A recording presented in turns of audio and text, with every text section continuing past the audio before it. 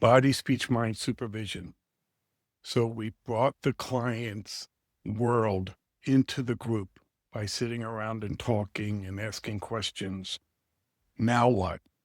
So I have seen the now what not take place in some body, speech, mind supervision, or I've seen that pause. But in my experience in leading these groups and also as being a member of these groups, is that we're trying to figure out through this descriptive experience and through our assumptions and hypotheses what would be helpful to the client, or potentially in my role of supervisor, what might be helpful to the clinician, particularly if we're talking about younger clinicians who are getting adjusted to the field. So when I have been a leader or when I've worked as the community of mental health and these were done, there was a piece that was like, how do we proceed?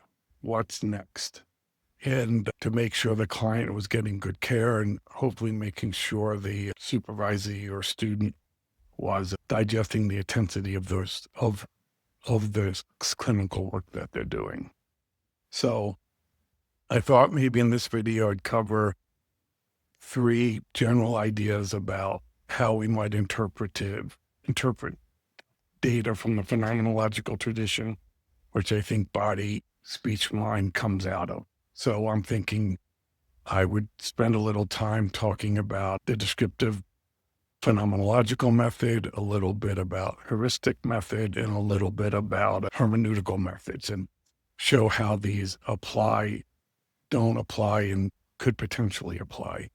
So I think you could have seen from my past video that this is really a very much descriptive phenomenological method. There's many writing, but to keep things more simple here, I thought I would just work from Georgie's perspective. We're adopting, as members of a body, speech, mind supervision group, this epoche, this avoidance of reductionism. We're entering with no judgment. We're entering with openness. We're entering with curiosity. We're opening with a spirit of potentially something new could be discovered. Many people say, and Georgie says this, that really you don't do a phenomenological study, that really you have to live a phenomenological life in some way where you're being open and to new ideas and to new pieces of information and not rejecting pieces of information that go against our current theories or our wishes of what would be. So we're moving away from the quick cause and effect to potentially discovering new cause and effects and a deeper experience, this kind of life world, a lived world of the client in some way.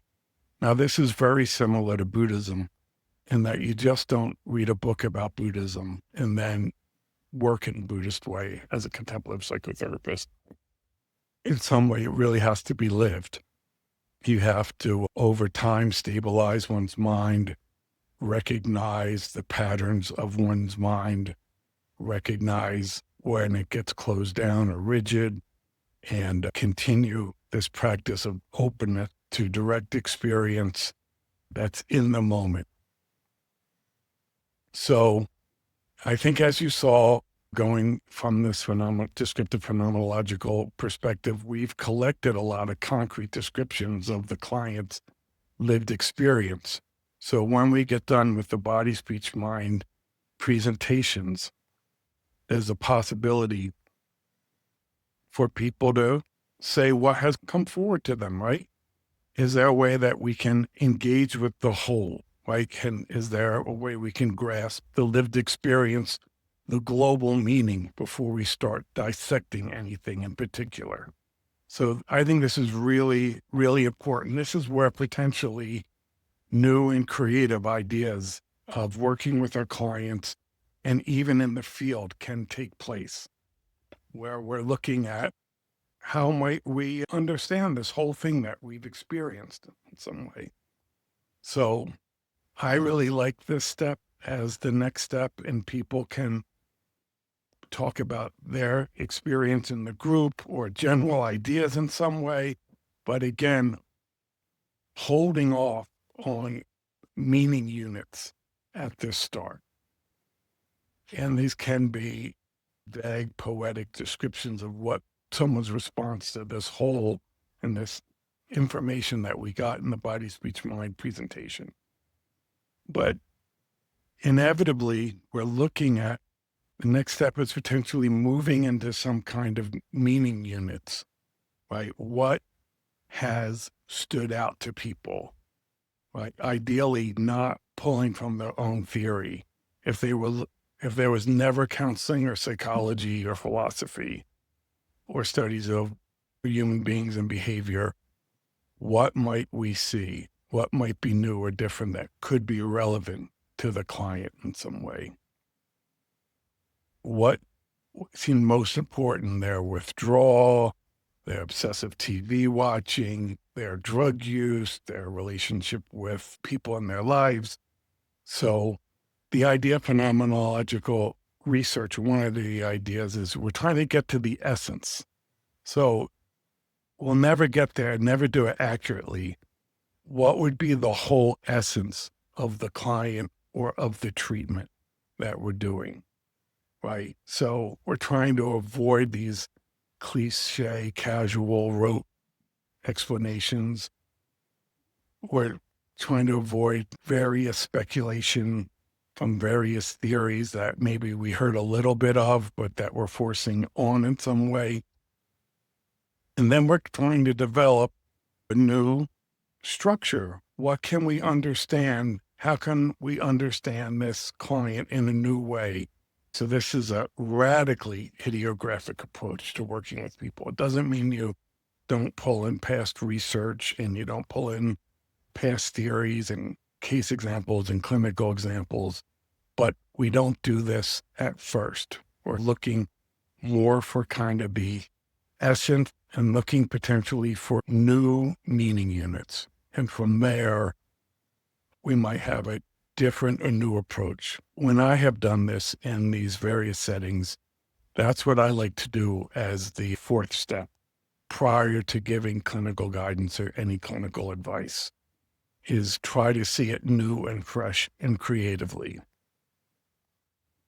What I like to do next, which would be coming more out of like critical theory, is that inevitably everyone in that room most likely does have some interpretation from their training, from their theoretical understanding, how they understand the change process, how they understand therapeutic factors and therapy. And then I welcome them bringing this forth so it can be critically analyzed by the group, where it fits, where it doesn't fit. I also like doing this because often I'm working with people from a variety of training backgrounds and approaches. It could be a psychiatric resident, it could be a nurse practitioner, it could be someone studying Buddhist psychology, it could be a social worker.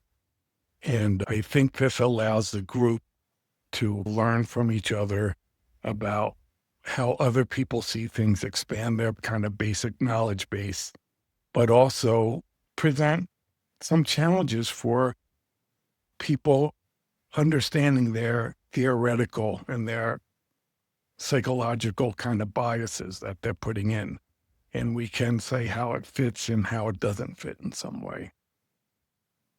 So after these two, this creative process of meaning making, looking for the essence, after that, and we do critical analysis of what would happen. And then I think we can move into what might be next for the client, for the clinician, for the therapeutic relationship. And then there's a theme, I think, in Buddhist psychology, going back to James, and I think going back to pragmatism, right? So not getting lost in some kind of idealistic view of what's going on and trying to explain everything, but what might be some ethical common steps of how we can proceed. We might have great insights about and have a radically new treatment plan that comes out of this body, speech, mind presentation, but I would always caution to hold against that there can be in groups so many dynamics happening. There may be the most charismatic or the scary person, everyone adopts their view. There can be emotional or cognitive contagion or groupthink. So again, we're bringing mindfulness and this critical thought, even at this last step of what might be next. So let me talk next about as a heuristic inquiry, thinking of Mustakas here and not going and keeping it pretty general with these methods here. So I think from this perspective, the goal of body, speech, mind supervision, as outlined in the chapter by Walker, is how can we best help this other person? Or for me, how can I best help the clinician also? So we live this question in a very broad way, or with immersion. It's not passive in any way. We consider it, we think about it, we associate to it. I particularly like to do this when we have, if it's a client not in crisis, we can just have the beginning phenomenological descriptive idea, and then we can pause it if the client isn't in crisis and come back and do this heuristic inquiry where the person mulls over and the group mulls over and thinks about it and maybe reviews their notes. Or I might assign people spend 5 minutes thinking back about this body, speech, mind, and this client. And also the working clinician for 5 minutes a day. So only 5 minutes, because there's this emergent stage and then there's this incubation stage where we can step back, potentially do mindfulness meditation in some way, release the problem temporarily. And then as we move forward, as we go back and forth between this immersion of thinking about the client, thinking about the clinician, and stepping back from it, is there some kind of illumination? Does some new connection, new pattern come forward? Does some new struggle come forward? Is there a felt shift in embodied knowing, an aha moment, some kind of new synthesis? And then can we see if we can articulate that, write that down? Is there a theme? Is there a pattern? Is there a structure?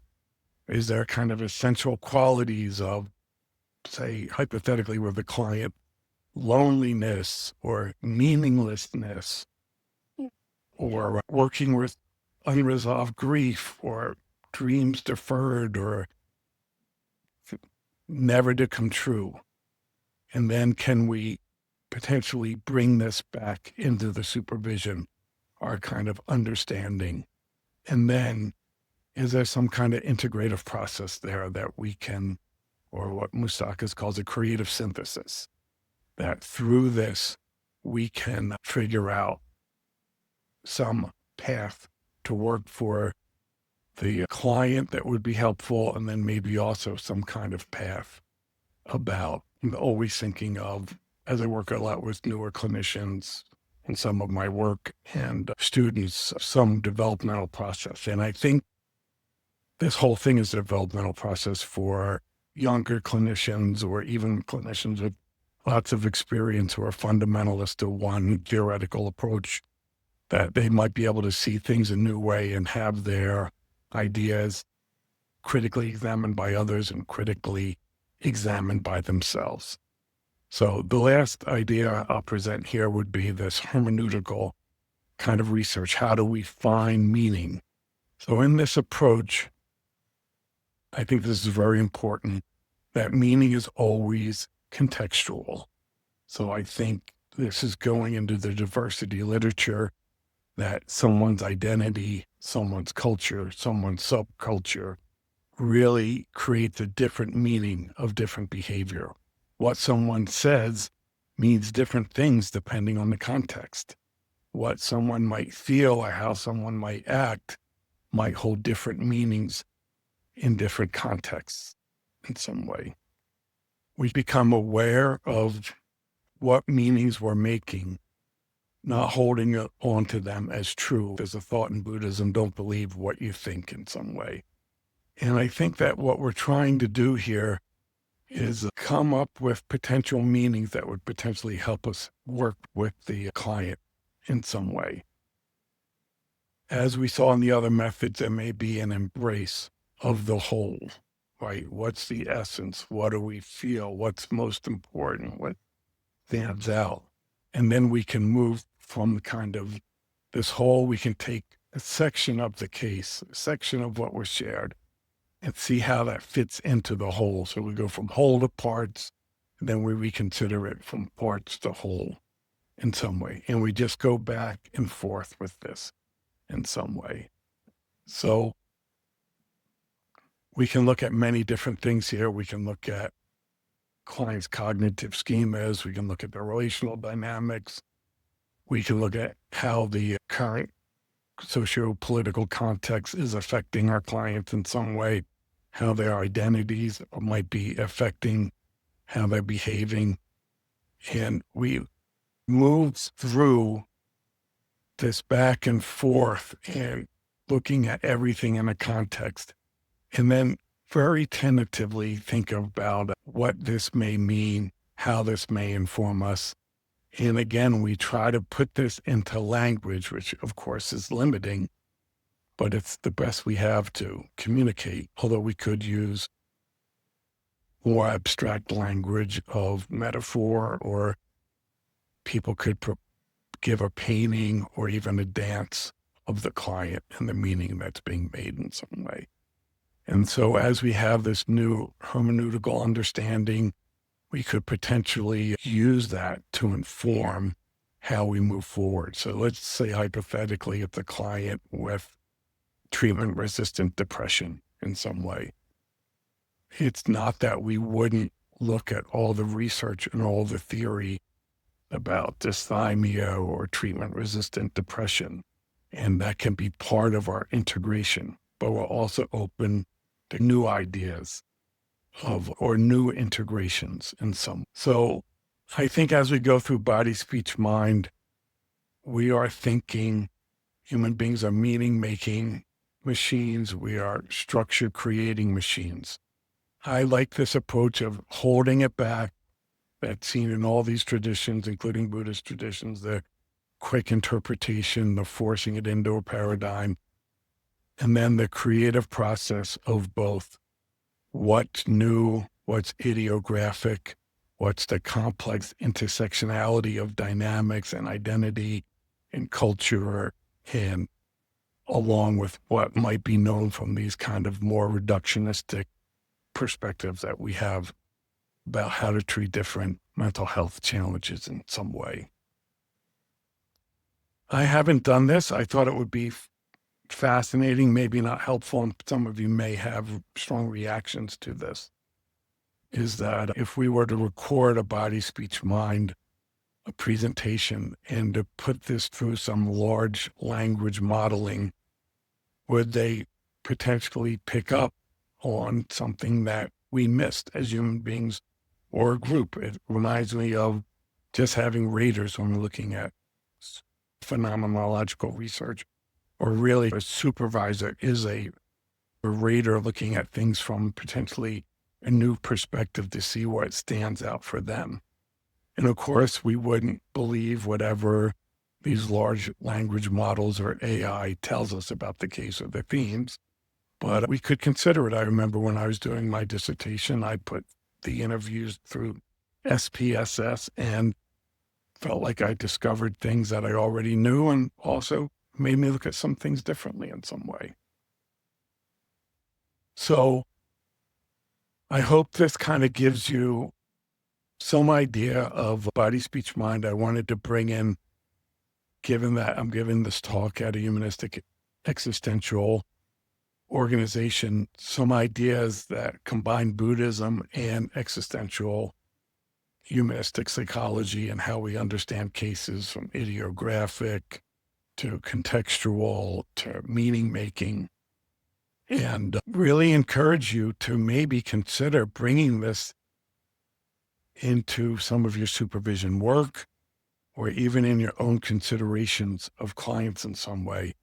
It's particularly hard, I think, with the demands and the productivity that's needed in many organizations in terms of mental health to take this depth approach. And we probably can't do it with every one of our clients. I've had case loads at community mental health between individual and group of probably over 80 clients. But this focus on expanding, welcoming in various paradigms, going back to when I worked in community mental health, every 18 months there would be a new kind of treatment paradigm, trauma-informed care, solution-focused, dialectical behavior therapy or mindfulness approaches. And there's an Zen saying that all these theories and everything we say in language, even about Buddhism is like a finger pointing at the moon.